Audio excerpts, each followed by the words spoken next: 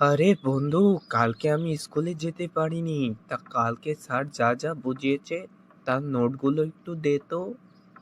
আরে বন্ধু, কি তুই এত পড়িস কেন? একটু জীবনের মজাও নে। আরে বন্ধু, আমার এত পড়ার কারণ আমার একা মরতে ভয় লাগে। তো বাইগান।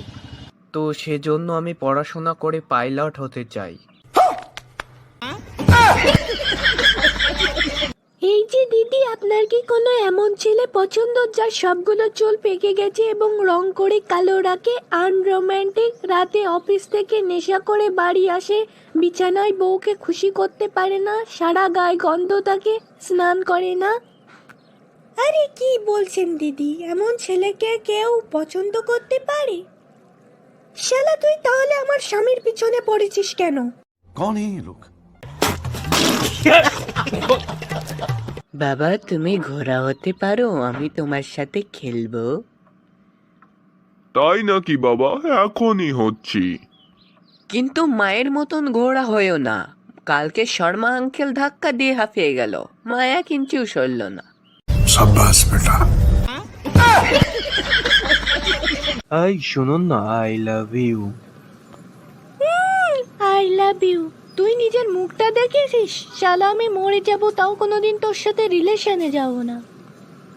এ কি রে বাড়া, এ কারে পছন্দ করলাম? শালা নষ্ট হয়ে যাবে তাও কারোর কাজে আসবে না। साले तू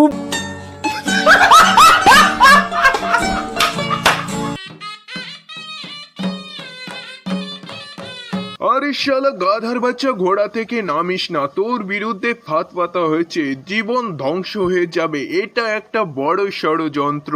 এই তুমি টিভিতে কি দেখছো? এই তো আমাদের বিয়ের সিডি। আরে বন্ধু, এ কি অবস্থা তোর? অসুস্থ নাকি? আরে বন্ধু, আর বলিস না, প্রচুর টয়লেট হচ্ছে। তাই এর কারণ? আরে বন্ধু, কালকে সিনেমা হলে দেখছিলাম একটা বুড়ি মানুষ জুসের বোতল নিয়ে বসে আছে, এতটুকু খাচ্ছে না। আমি ওইসব দেখে সহ্য করে পারলাম না, আমি নিজে তার কাছ থেকে জুসের বোতলটা নিয়ে খেয়ে ফেললাম। তারপর তারপর ওই বুড়িটা আমাকে বলল, এটা কি করলে? এটা তো জুস ছিল না, আমি এর মধ্যে এতক্ষণ পানির ছিপ ফেলাচ্ছিলাম।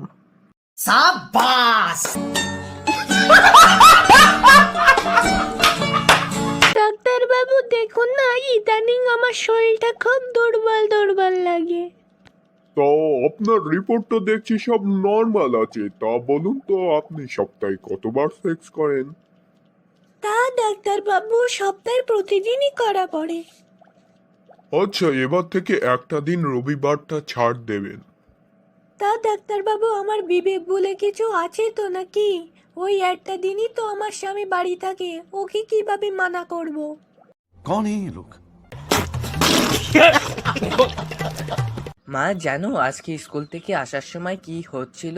স্কুল থেকে আসার পথে ওই গোল্ড ক্যাফে আছে না, আমি ওই ক্যাফেতে দেখছি কতগুলো মেয়ে ডান্স করছিল।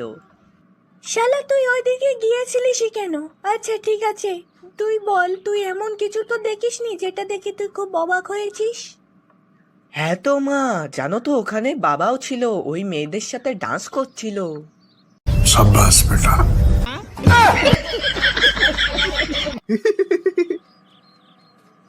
আরে কি হলো তোমার, এত হাসছো কেন? আরে আমি মাহফিল থেকে আসলাম না, তা এক বক্তার জ্ঞানের কথা শুনলাম।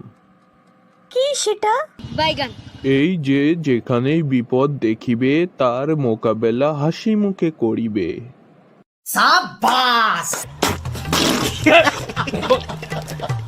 এই শোনো, আমি বিদেশ যাচ্ছি। আচ্ছা, তুমি যদি ভারত যাও তাহলে আমার জন্য শাড়ি পাঠাবে, যদি অস্ট্রেলিয়ায় যাও তাহলে সোনার আংটি পাঠাবে, আর যদি ফ্রান্সে যাও তাহলে ভালো পারফিউম পাঠাবে।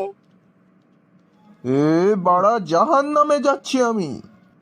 ও তাহলে একটা ভিডিও পাঠিও, আমিও তো দেখি যারা বউদের বিরক্ত করে তারা কি অবস্থায় থাকে। साले तू এই যে উকিল বাবু, চেষ্টা করবেন আমার যেন ফাঁসিই হয়ে যায়, কারণ সারা বছর যাবজ্জীবন কারাদণ্ড ভোগার থেকে এক ঝাটকায় মরে যাওয়া অনেক ভালো। তা উকিল সাহেব, আজকের রায়টা কি হলো? আরে আর বলবেন না, অনেক কষ্ট করে আপনাকে ফাঁসির শাস্তি এনে দিয়েছি, না হলে কোর্টও আপনাকে বিনা সাক্ষ্য প্রমাণে মুক্তি দিতে চেয়েছিল।